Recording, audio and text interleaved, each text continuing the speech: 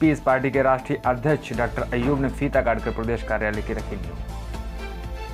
मुरादाबाद के पागवाड़ा पहुंचे piece party के राष्ट्रीय अध्यक्ष डॉक्टर अयूब। पीस पार्टी के कार्यकर्ताओं के साथ प्रदेश अध्यक्ष की अहम बैठक के दौरान बीजेपी पर साधा निशाना बेच लिया देश। जातिवाद के नाम पर बीजेपी करती है राजनीति।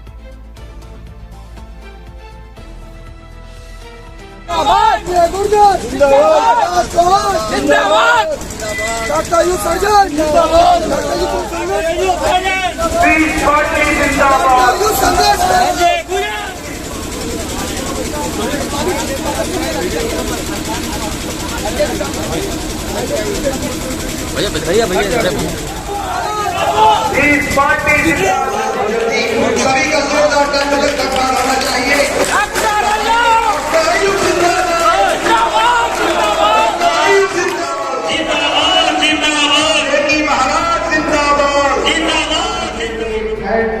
हमारे बीच में नौजवान साथी हमारे बीच में तशरीफ रखते हैं भाई मौलाना गुलजार साहब का स्वागत करेंगे जोरदार तालियों से। इस्तकबाल आपके नेता आपके सियासी अमीर जनाब।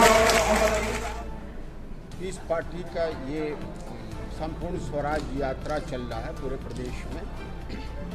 उसी कड़ी में दिल्ली से लेकर के और मुरादाबाद तक का ये यात्रा रहा है और इसका मकसद है कि पार्टी के लोगों को आज की जो सरकार है उसकी जो सिद्धांत है, जो समाज को बांटने का, भ्रष्टाचार का और अत्याचार का, उसके बारे में जनता को बताना है, पार्टी के साथियों को बताना है और साथ में पीस पार्टी की जो नीतियां हैं जिससे सरकार बनाना है और चलाना है और चुनाव में हिस्सा लेना है उसको जनता तक पहुंचाने का ये कार्यक्रम चल रहा है। और उसी सिलसिले में यहाँ आना हुआ है और यहाँ आकर के एक पार्टी का कार्यालय बनाया गया है जो चुनाव में भी और उसके बाद भी कार्य करेगा और उसी सिलसिले में यहाँ इस पार्टी के साथ आना पड़ा है। जी, आपकी यात्रा जो है पूरे प्रदेश लेवल पर है या नेशनल? इस पार्टी समान विचारधारा वाले दलों के साथ मिलकर के पूरे प्रदेश में जो 403 सीटें हैं वो पूरे प्रदेश में चुनाव में हिस्सा लेंगी। अच्छा, अभी तक आपने किन पार्टी का गठबंधन किया या करेंगे? पीस पार्टी का भी राष्ट्रीय उलमा काउंसिल से गठबंधन है और भविष्य में जितनी भी जो समान विचारधारा की पार्टियां हैं उनसे गठबंधन करके चुनाव में हिस्सा लेंगी।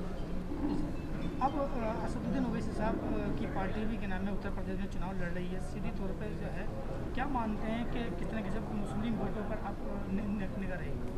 देखिए, मुस्लिम वोटों पर बंटवारा जो है वो विशेषकर सपा बसपा और कांग्रेस पार्टियां जो हैं वो मुस्लिम वोटों के साथ सेकुलर वोटों का भी बंटवारा कर रही हैं और इन तीनों की गलत नीतियों से ही भाजपा की सरकार केंद्र में भी बनती आई है, उत्तर प्रदेश में बनती रही है।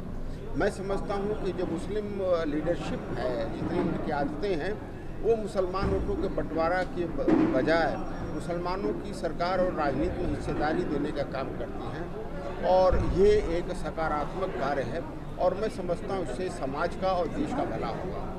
किन मुद्दों को लेकर के आप चुनाव लड़ेंगे और कितनी सीटों पर चुनाव लड़ने जा रहे हैं?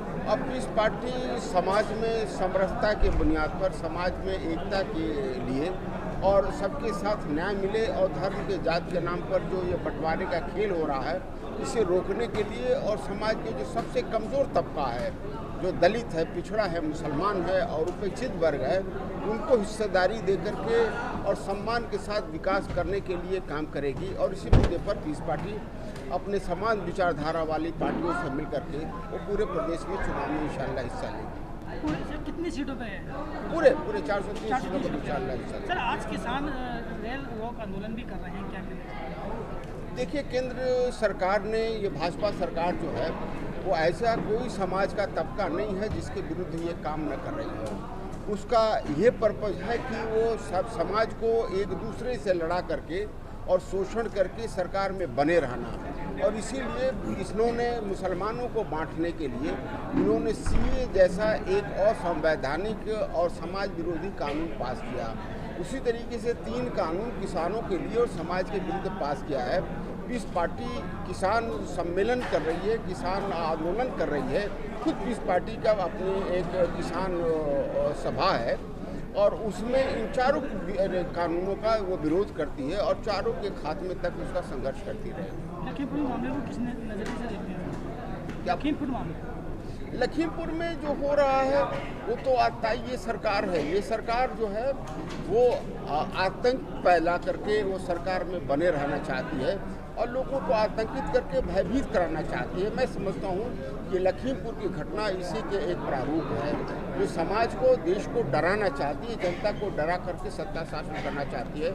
मैं समझता हूँ कि ये एक बहुत ही निंदनीय कृत्य है और पीस पार्टी इसकी भर्त्सना करती है। सवाल सर, अगर आपको गठबंधन की जरूरत पड़ती है तो आप किस पार्टी से गठबंधन करेंगे? पीस पार्टी समान विचारधारा वालों से मिलकर के वो सरकार बनाने के प्रयास करेंगे। मैं तो यहाँ तक कहूँगा कि अगर पूरी दुनिया में अगर ये पूछा जाए कि कौन सा राष्ट्र का प्रधानमंत्री सबसे झूठा है, तो उसमें मोदी जी का और योगी जी का नाम सबसे ऊपर आएगा।